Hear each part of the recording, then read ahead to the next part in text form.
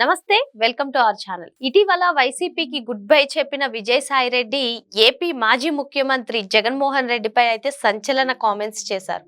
మరి ఏం మాట్లాడారు తెలుసుకునే ప్రయత్నం చేద్దాం. దీన్ని పూర్తిగా విశ్లేషించడానికి మనతో పాటుగా ఉన్నారు సీనియర్ జర్నలిస్ట్ సత్యమూర్తి గారు. సార్ నమస్తే. సార్ నమస్కారం. సార్, పార్టీ వీడిన తర్వాత విజయసాయి రెడ్డి అయితే జగన్మోహన్ రెడ్డి గురించి సంచలన కామెంట్స్ అయితే చేశారు. సార్, మరి జగన్ మనసులో నాకు స్థానం లేదు, అందుకే నేను పార్టీ నుంచి బయటకు రావడం జరిగింది, పార్టీలో ఉన్నంతసేపు కూడా చిత్తశుద్ధితో పనిచేశాను అని చెప్పడం జరిగింది. సార్, అదే విధంగా పార్టీ గురించి కూడా కీలక వ్యాఖ్యలు చేశారు. చెప్పుడు మాటలు వినేంత వరకు కూడా ఈ పార్టీ పరిస్థితి అగమ్య గోచరంగా మారుతుంది అని కూడా అంటున్నారు. ఏంటి సార్ అసలు ఇటువంటి వ్యాఖ్యలను ఏ విధంగా చూడాలి? ఇప్పుడు మామూలుగా ఇద్దరు దొంగలు ఏదో పిక్ పాకెట్ చేశారనుకో, చేసిన తర్వాత వాళ్ళు వచ్చి కూర్చొని నీకింత నాకింత అని చెప్పి ఏదో వాటాలు వేసుకుంటున్నారు అనుకో.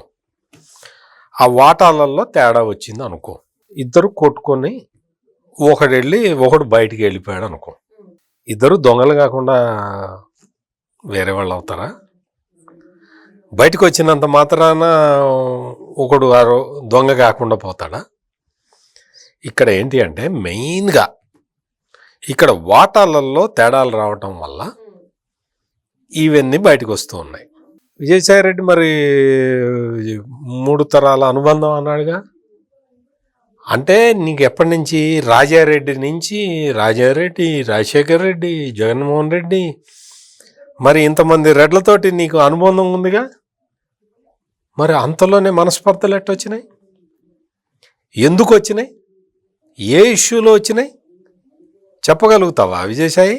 నీకు జగన్మోహన్ రెడ్డి చెప్పుడు మాటలు వింటున్నాడు అన్నావు. నీ మాటలు విన్నంతవరకు బాగుందా? నువ్వేం చేసావు? నువ్వు ఎట్లా పెట్టావు? అసలు నువ్వు ఎటువంటి విషయాలను నువ్వు పెట్టిన ట్వీట్లు చూస్తే నీ సంస్కారం ఏంటో అర్థమైపోతున్నది కదా. నువ్వు అసలు వాస్తవంగా నువ్వు బయటికి ఎప్పుడు రావాలో తెలుసా?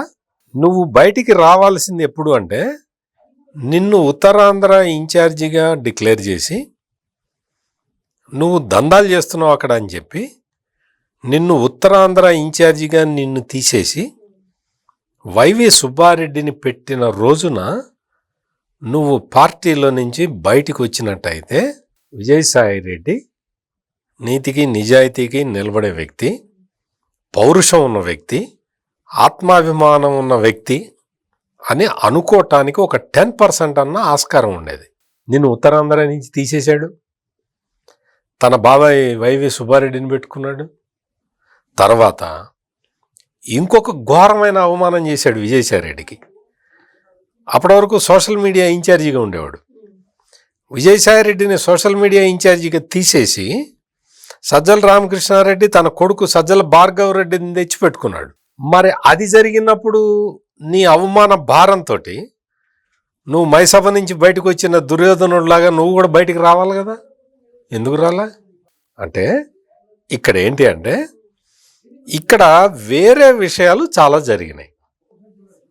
విజయసాయి రెడ్డికి ఆత్మాభిమానం, ఆత్మగౌరవం ఇటువంటి పనికిమాలిన మాటలు నచ్చవు.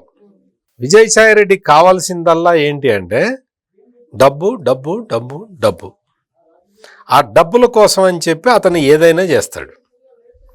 ఇప్పుడు చేసిన అరాచకాలన్నీ కూడా నీకు ఉత్తరాంధ్రలో ఎన్ని భూములు కబ్జా పెట్టారు, ఎన్ని కేసులు, ఎన్ని కథలు, ఎంతమంది మీద దౌర్జన్యాలు చేశావు. అసలు ఒక్కొక్కటి బయటకు వస్తూ ఉంటే నీకు నీ కూతురికి సంబంధించిన భూములు అంటే నాకు సంబంధం లేదు, నా కూతురిని పెళ్లి చేసి పంపించాను అంటాడు. నీ కాకినాడ సీపోర్టు లిమిటెడ్లో నీ అల్లుడు ఉన్నాడా అంటే నా అల్లుడికి నాకు సంబంధం లేదంటావు. నీకు జగన్మోహన్ రెడ్డి ఇప్పుడు జగన్మోహన్ రెడ్డితో సంబంధం లేదంటున్నాడు.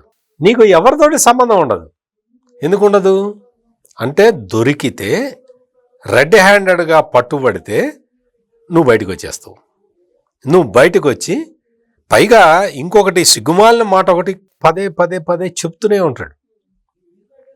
ఆ మాట వింటేనే చిరాకు పుడుతుంది. నేను అబద్ధం ఆడిన అంటాడు.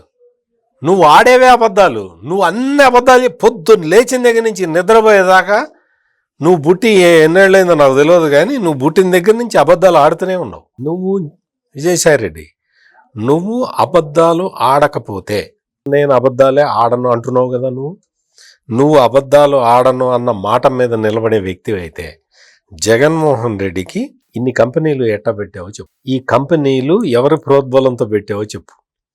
ఈ కంపెనీలకి ఎక్కడెక్కడి నుంచి డబ్బులు ఎట్లా వచ్చినాయో చెప్పు. జగన్మోహన్ రెడ్డి ఈ అక్రమాస్తులన్నీ ఎట్లా కూడబెట్టాడో చెప్పు. నువ్వు రాజశేఖర రెడ్డి ముఖ్యమంత్రిగా ఉన్నప్పుడు ఇటు జీవో వచ్చేది, ఆ కంపెనీ డబ్బులు తీసుకెళ్ళి జగన్మోహన్ రెడ్డికి ఇచ్చేదా కాదా చెప్పు. ఇవన్నీ చెప్పు.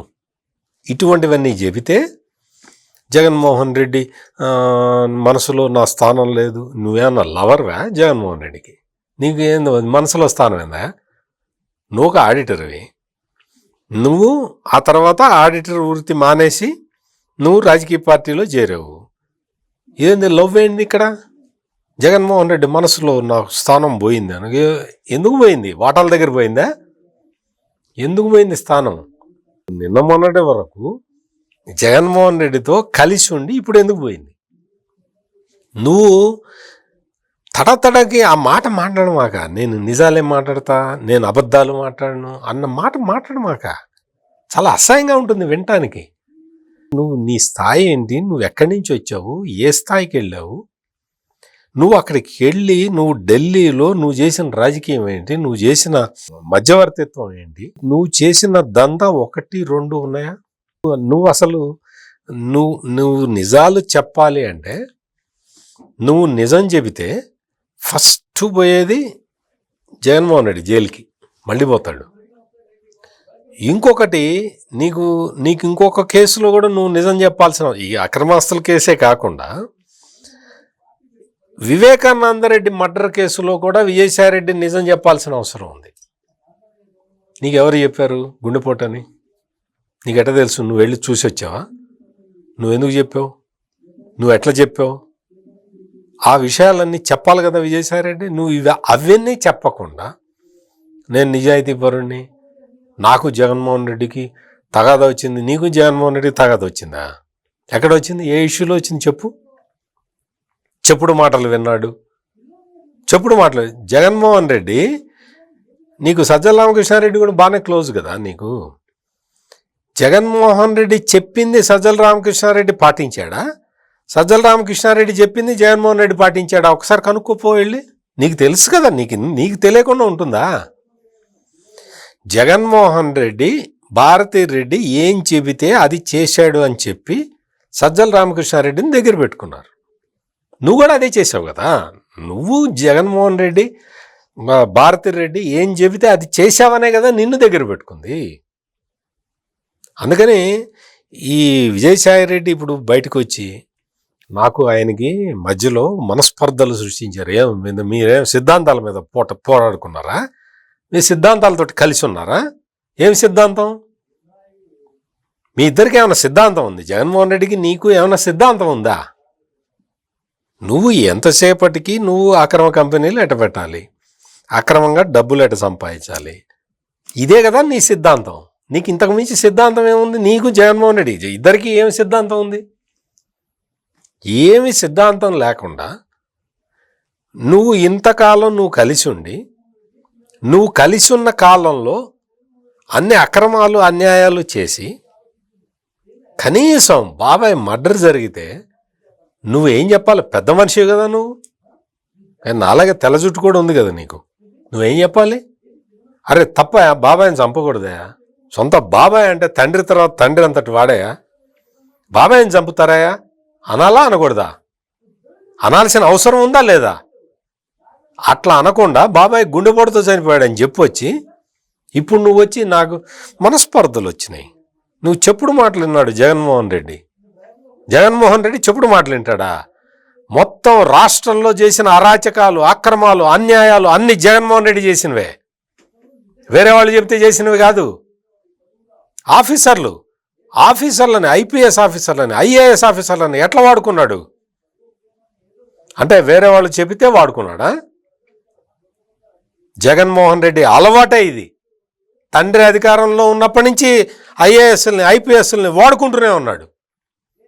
అట్లాగే వాడుకున్నాడు, అందరినీ వాడుకున్నాడు. ఈ విషయాలన్నీ కప్పిపుచ్చుకుంటూ ఇంకొకటి ఏంటంటే చాలా చాలా సీక్రెట్ విషయం. ఇప్పుడు నేను చెప్పే సీక్రెట్ ఎవరితో చెప్పొద్దు. ఏంటి అంటే ఇప్పుడు జగన్మోహన్ రెడ్డి చుట్టూతా ఉచ్చు బిగుసుకుంటున్నది, అన్ని రకరకాల ఇవి. జగన్మోహన్ రెడ్డి చుట్టూతో ఉన్న మనుషులు చాలామంది ఇప్పటికే జైళ్ళల్లో ఉన్నారు.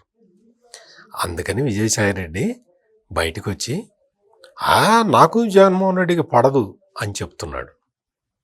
అంతే తప్ప జగన్మోహన్ రెడ్డికి విజయసాయిరెడ్డికి తగాదాలు రావటం, ఈయన సిద్ధాంతం వేరు ఆయన సిద్ధాంతం వేరు, అటువంటివి ఏం లేవు.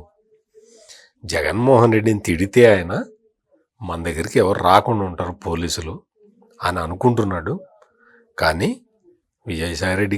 విజయసాయిరెడ్డి తెలుసుకోవాల్సిన విషయం ఏంటంటే అతను చేసిన పాపాలు ఇప్పుడు జగన్మోహన్ రెడ్డితో దూరం అయ్యాను అని చెప్పినంత మాత్రాన పోయే చిన్న పాపాలు కాదు, చాలా పెద్ద పాపాలు అవి. అందుకని ఆ పాపాలు విజయసాయిరెడ్డిని వెంటాడుతూనే ఉంటాయి. అతను నిజాలు చెప్పే వరకు అతన్ని ఈ పాపాలన్నీ వెంటాడుతూనే ఉంటాయి. మరో అంశంతో మళ్ళీ కలుద్దాం. Thank you sir. నమస్కారం.